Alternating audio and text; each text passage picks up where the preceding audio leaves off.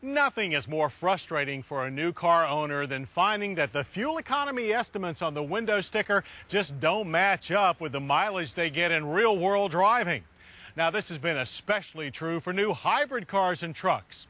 Well, the folks at the EPA who test new vehicles to determine these figures each year have been working on this complicated problem for some time and are now phasing in a new, more accurate method for estimating fuel economy.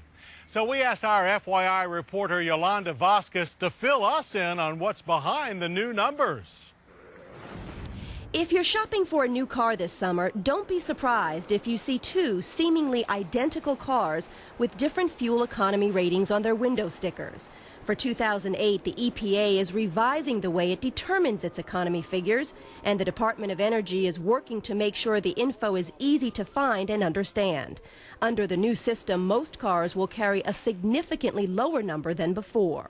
Consumers will begin to see cars with new lower fuel economy estimates on the same lot with cars with the old higher fuel economy estimates. I think it's going to create some confusion for a while. You see, the fuel economy estimates for 2007 and older cars were determined using test procedures that were developed when this car was new, and the driving environment was much different from today. What they use on it now was really old from what they say, really old data. Do you know how old it was? Was it 15 or 20 years, something like that? Back from the 60s and 70s. Wow, see, that's way out of date. The old tests are now more than 40 years old based on driving that doesn't include high-speed highway driving, doesn't include the kind of rapid acceleration that modern vehicles are capable of, and doesn't include as much use of air conditioners or accessory equipment as we now have on automobiles. The test itself is run on a chassis dynamometer in a controlled laboratory environment.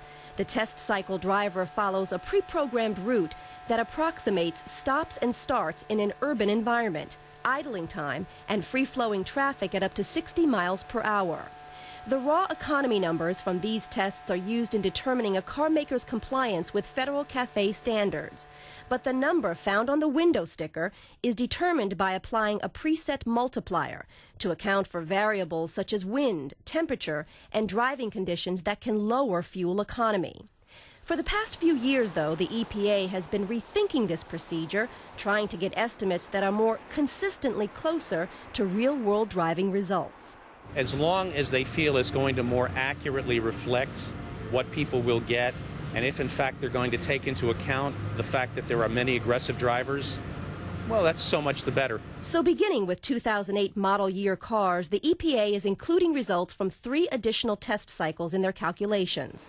One that includes more aggressive acceleration and highway speeds up to 80 miles per hour. Another with the use of air conditioning. And finally, a 20-degree cold start. Of course, the reason for providing fuel economy estimates is so car buyers can choose the most efficient vehicle that meets their needs. So the window stickers themselves are also changing with the times. I hope that they're a realistic estimate, because with gas prices being what they are, we really need to start paying more attention. I know when my next vehicle is getting ready to be purchased, I'm going to take a closer look. To find more information on how the new tests work and how your car stacks up, you can visit the DOE's fuel economy website. We will have the new fuel economy numbers for every car, even estimates for used cars going back to 1985. So we'll be revising all of the car's fuel economy estimates to be consistent with the new measurement system. They can also bring up any car and look side by side at the new and the old ratings and see how they've changed.